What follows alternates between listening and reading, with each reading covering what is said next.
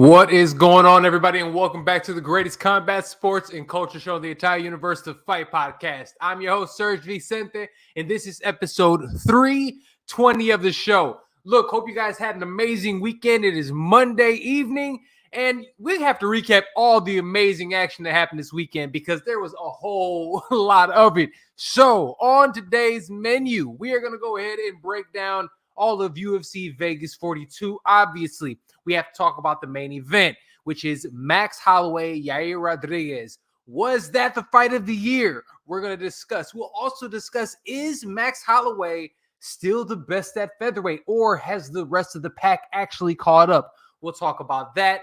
All the big violence and action of UFC Vegas 42.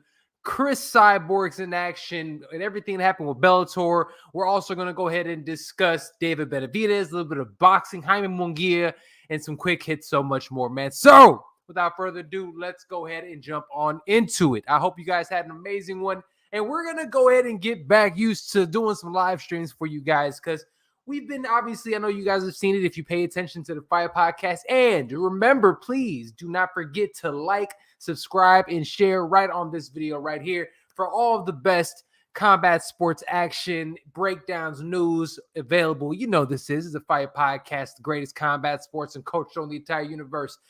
So please do not forget to do that. Remember, the Fight Podcast is brought to you everywhere podcasting is available: Apple, Google Play, Spotify, SoundCloud, Stitcher. Also check us out at thefightpodcast.com.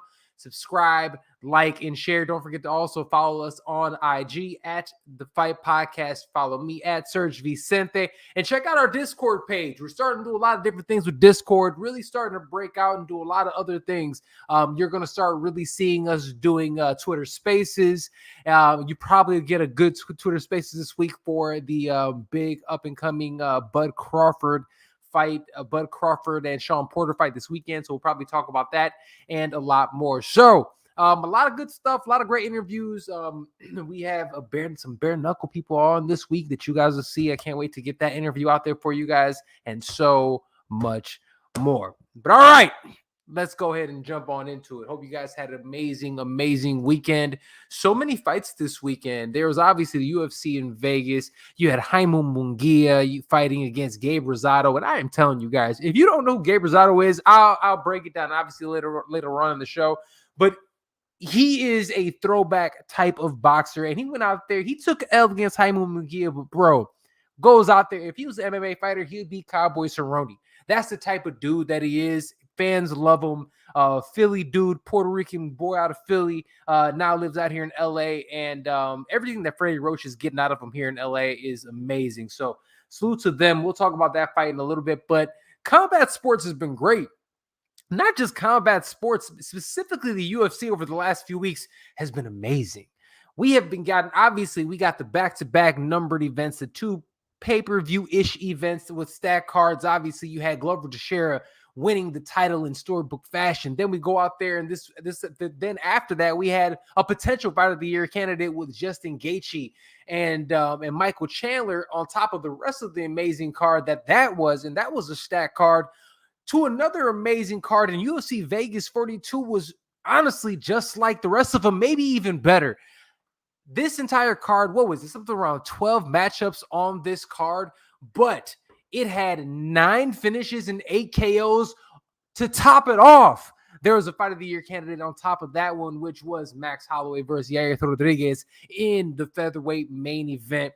The UFC's killing it right now. I know we have one more big fight before their little Thanksgiving break, and then they close out the year in fashion as well.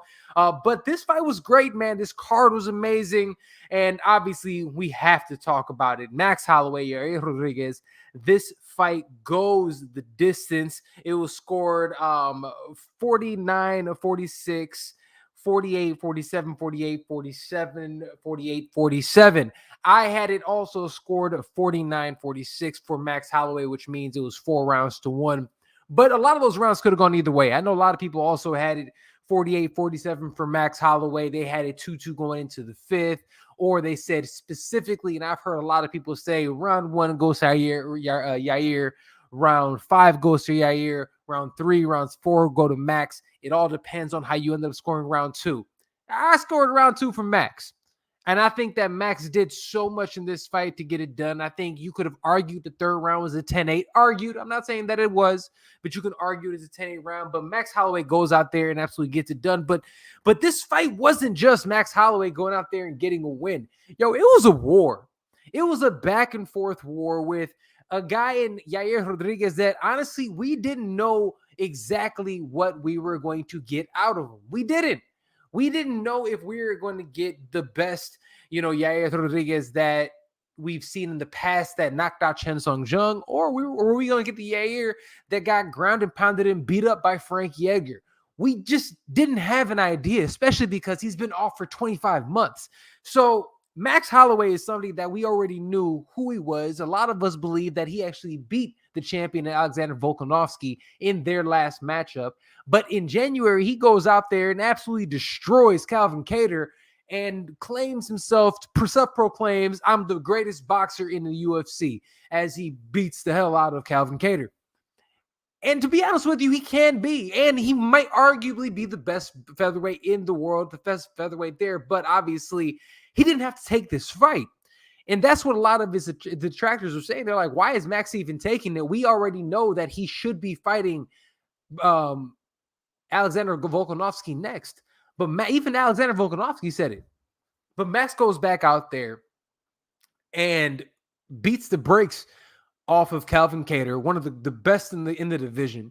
And then he takes a fight. And I'll be honest with you, I don't know. Maybe Max took him lightly. It's a fight that he even realized and acknowledged that he didn't have to take, and he still took it. So obviously that there was something in Yair's game that they thought that they can take, or the other part of me where I really believe it is just that Max doesn't care. And Max goes out there and he believes that he is the best in the world. And in the meantime, in between time, he's a fighter and he's going to fight. Yair fought better than Yair could have expected, better than anybody could have expected, to be honest with you. Yair is one of the best in the world, especially when he's clicking on all cylinders, and he was. This is one of those fights that I think a lot of people could have looked at it and said, and that's why I even titled the video, has the pack caught up to Max Holloway? And the answer is absolutely not. The pack isn't catching up. Max Holloway is only 29 years old, and I'll even talk about his stats in a minute. But what this was more of a story of Yair showing everybody who all of us believed he could have been. Ever since he won the, Ultimate Fighter Latin America, however long ago that was, it was so long ago. All of us believed that Yair had what it took to be one of the best guys in the world, but he can never get over the hump. He always lost those fights to the guys that, hey, if you're here, you can beat them. You couldn't beat Frankie. You couldn't beat these guys. So all of us thought that it was going to be the same type of matchup, but it wasn't. That 2 years off, that 25 months off, really was the best for Yair.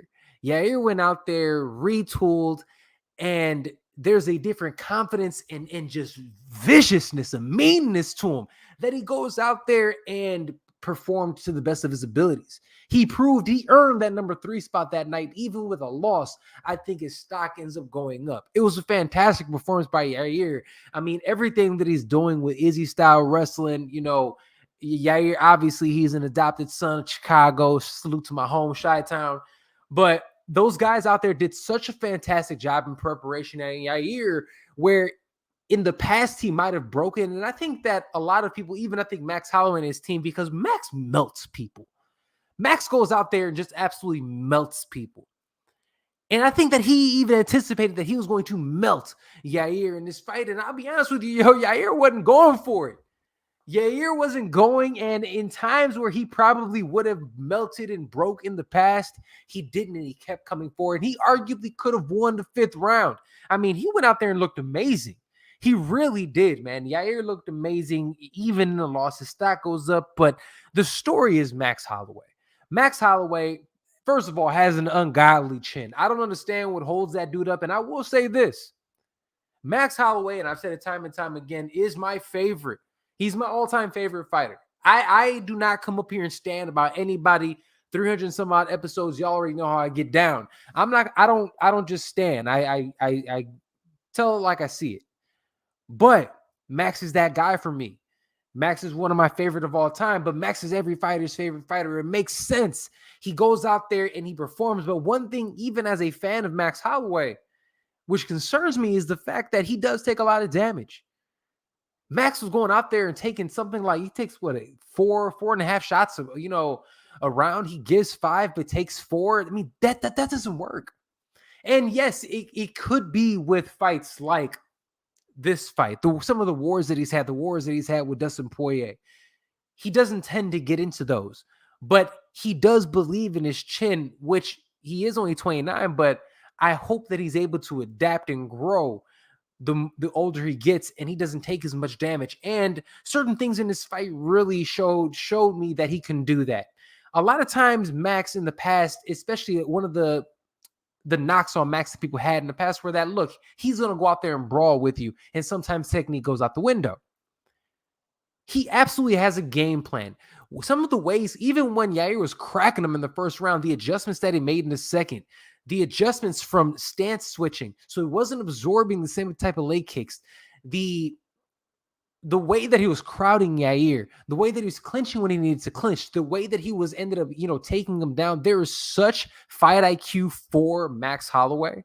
And that is why I love what he does. Not only does he have the grit and the chin, he has the smarts. He's one of the best in the world for a reason. And there's a reason why, even though he's not a belt holder at the time, there's a reason why he's still a top 10 pound for pound dude. So salute to Max. And listen to some of these stats, which is crazy. Max becomes the first fighter in UFC history with over 3,000 strikes. He landed a career high 3 takedowns in this fight, which is amazing. And that's what I was talking about, a little bit of how he was able to dictate the pace of the fight, even when it seemed like sometimes it wasn't going his way. He is also, and this is what's crazy about Max, he's the only fighter in UFC history to have at least 25 fights and never get knocked down. That's nuts. Even Volkanovski has been dropped a number of times. He got dropped twice by Max Holloway, and he got dropped by not just Max. He ended up getting dropped by oh man, what am I thinking? Chad Mendes. Chad Mendes ended up dropping as well. So even the champ has been dropped. Everybody's been dropped. Shit, Adesanya's been dropped. Max Holloway hasn't been dropped, and he's been in there with some killers. He's been in there with McGregor. He's been in there with Aldo. He's been in there with some of the best and the best, and he hasn't been dropped, man. That is incredible when you're looking at it. Max Holloway is an absolute legend. I love it. He also has 9 bonuses, which is the most in featherweight history. He has 19 wins in his UFC career, which is also the most in featherweight history. It was amazing. I love what Max Holloway did. So lose to Max Holloway. So what's next for Max Holloway? Max Holloway keeps saying, oh man, he's on the short list for Conor McGregor. And then we also saw the doofy video of Conor McGregor going back and forth, looking like me as a little kid, watching Saturday morning cartoons. It kind of looked crazy. But are we going to get this fight? Maybe. I doubt it, though, especially not next. I think next we're going to get the fight that we all want. It's going to be Alexander Volkanovski. Alexander wants that fight because he wants to put the story behind him. Max Holloway wants his belt back. It makes sense. And realistically, if we're going to end up getting that fight with Max Holloway and Conor McGregor, shouldn't it happen at 55? Conor isn't going back down to 45. I want to see Max be completely done. And this is just me. I would love to see Max completely done with 45, wash his hand with it, get his belt back, and then decide to go ahead and bounce up to 55 and fight Conor McGregor. Otherwise, let's give him the belt. The title shot now against Volkanovski. Obviously, there's Giga Chikadze out there, which could be interesting. But aside from that, who is there? What is there for Alexander Volkanovski? It's the only fight that makes sense for Alexander Volkanovski, the champion, and it's the only fight that makes sense for Max Holloway, the man who should be champ. So I love it. Conor McGregor, sit down. I don't understand it. Like I said, that fight shouldn't happen. Or let me rephrase that. That is a fight that absolutely should happen, and I would love to see happen. Conor McGregor is injured right now. He's not going to be able to fight till at least the summertime. It doesn't make sense. We can get Max back in there probably around, Q1 at some point in time. That's all I'm saying. All right. Moving right along, the rest of this card, like I said, was absolutely crazy. Like I said earlier in the show, 9 finishes, 8 KOs. I mean, what a fun fight. What a fun fight, man. Obviously, Let me just pull. I want to pull this up for you guys really quick, so I just have it in front of me. Ben Rothwell in the co-main event took a nasty L, man, against Marcos Rodrigo de Lima. De Lima goes out there and starches him in 32 seconds. And this is what brings me up to my next point. Herb Dean. Herb Dean, what is going on? And I am such a fan of Herb Dean. I've said this before. He, for me, for the longest, was the gold standard of refereeing. He was the guy that I really believed was the best of the best. At one point in time, I thought it was Big John McCarthy and Herb Dean. But over the last 18 or so months, man, I can't say that. And I'm at the point in time where I'm kind of agreeing with Dan Hardy, who partially lost his job beefing with Buddy. Partially, I have no clue what happened with Dan Hardy, but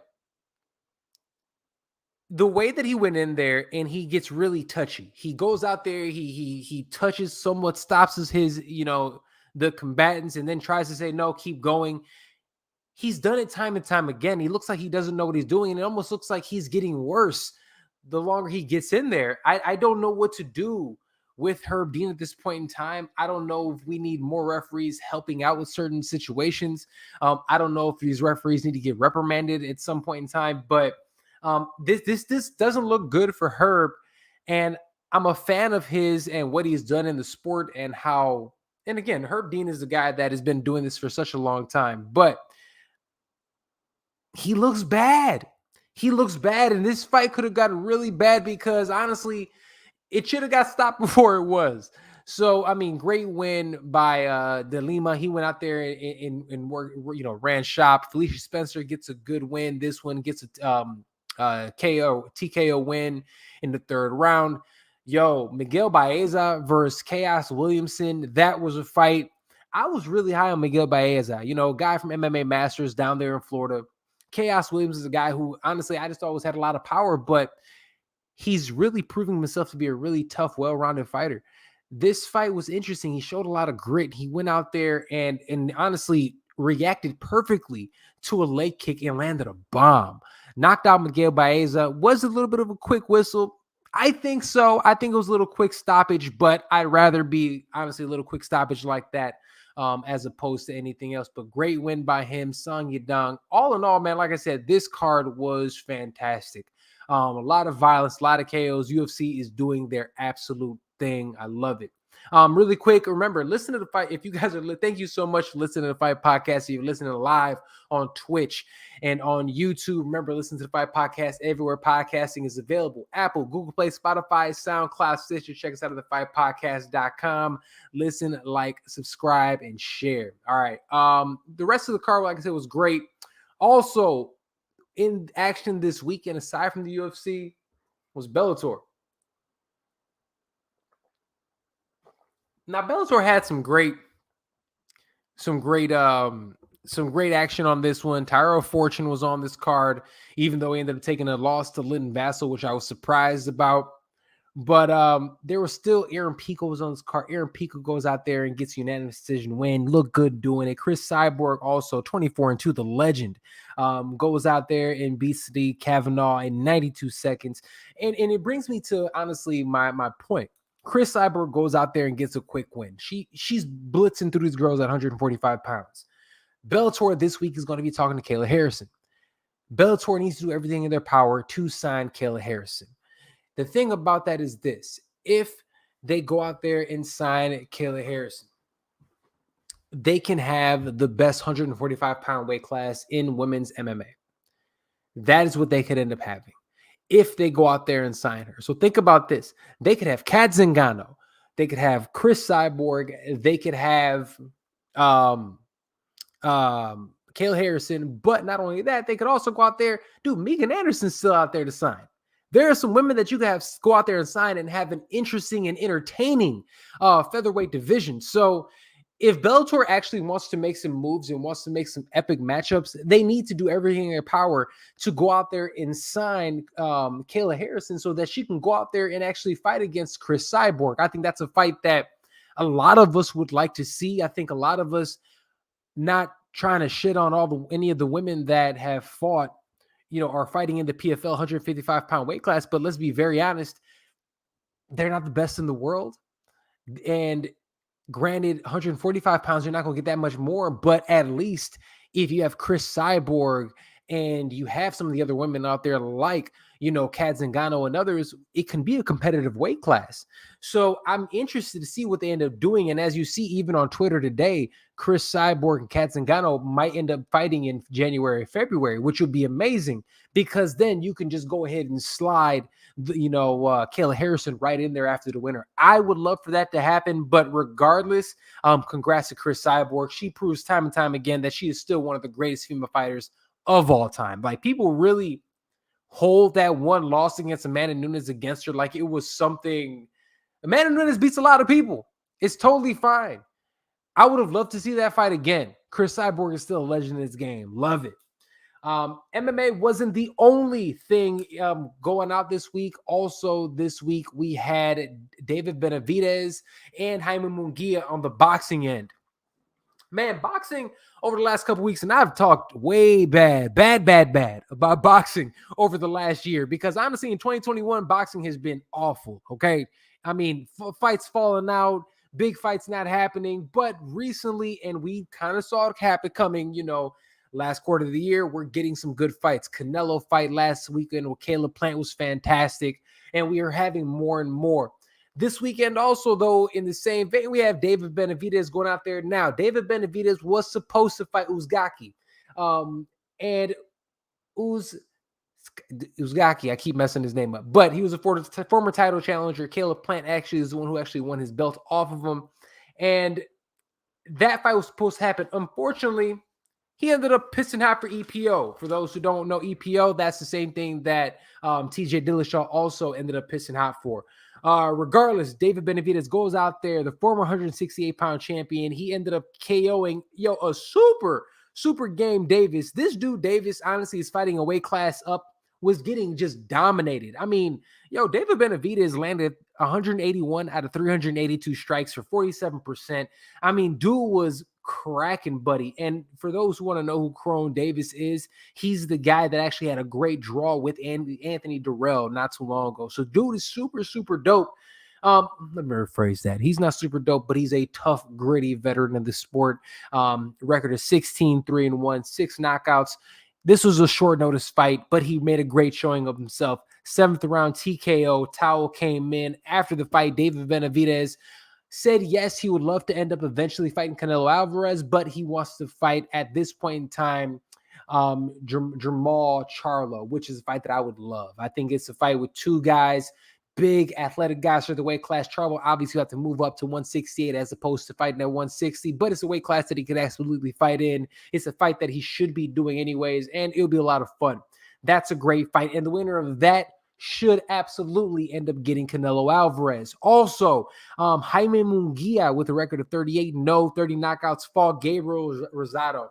And I'm telling you this, if Gabe Rosado fought MMA, y'all will look at him just like y'all look at Cowboy Cerrone. He's the man. He's entertaining as hell. He goes out there, fights anybody and everybody. He went out there, he put up a great fight against Triple G when everybody was ducking Triple G and getting knocked out by Triple G. This dude is an absolute monster. Came out here, and ever since he's been with Freddie Roach for the last half of his career, has looked fantastic. He goes out there, puts on a great show, even rocked Jaime Munguia in the 8th round. But Jaime Munguia, back half of the fight, really ended up running away with it. Great fight, close fight. The scorecards had it 118, 110, 119, 109, 117, 111. I had it closer to 117, 111. Great fight on both ends. All in all, man, amazing weekend in combat sports. We had great boxing. We had great MMA. I don't care what nobody says. I love early UFC cards. Get the early UFC cards out the way so I can go out there and watch boxing at night or vice versa. I think is the best thing. But this weekend also, there's a lot of great fights, man. The hits aren't stopping. Obviously, in boxing, I'll also be talking about this. We have a big show coming up later on this week. We got the Guru, B-Cam, joining us. But we're going to break down the Terrence Bud Crawford, Sean Porter fight. Also, you have Caitlin Vieira fighting the legend Miesha Tate. Michael Chiesa, on the other hand, is also fighting Sean Brady. And if you guys don't know who Sean Brady is, dude, the former CFFC champion, dude is an absolute dog coming out of Philly. Also, you have to watch that card. So UFC has another banger. It's their last big card prior to their little Thanksgiving break before December, but a good one. Last thing, but before we get up out of here, let's get some quick hits in there. And everybody, thank you so much for watching live on YouTube and on Twitch. Remember, man, listen to the Fight Podcast everywhere podcasting is available: Apple, Google Play, Spotify, SoundCloud, Stitcher. Check us out at thefightpodcast.com. Listen, like, subscribe, share. Check us out. All right. Also, what else? Quick hits.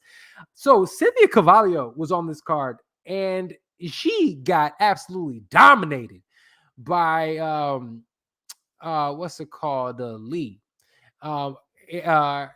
Andrea Lee. And I'll be honest with you, man, she got knocked out in the second round.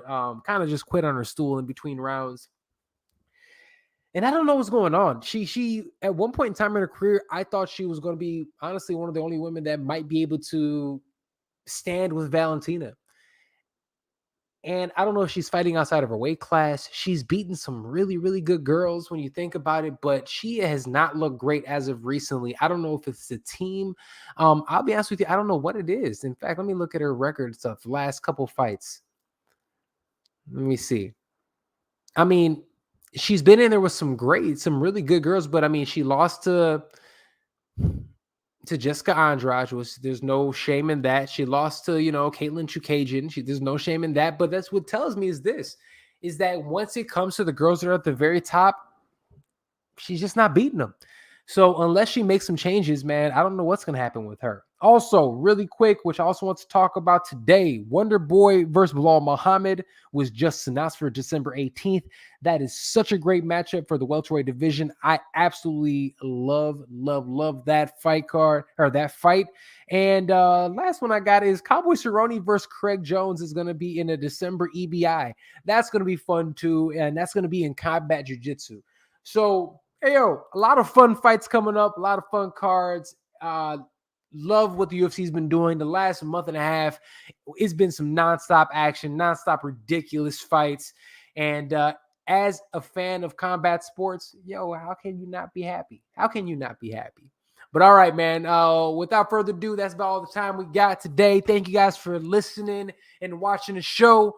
We will see you guys next time. Oh, real quick, like I said, we'll be back on Wednesday. We have our All Things Wrestling show. That'll be at 5 p.m. Pacific time, 8 p.m. Eastern Standard Time. So that'll be on Wednesday.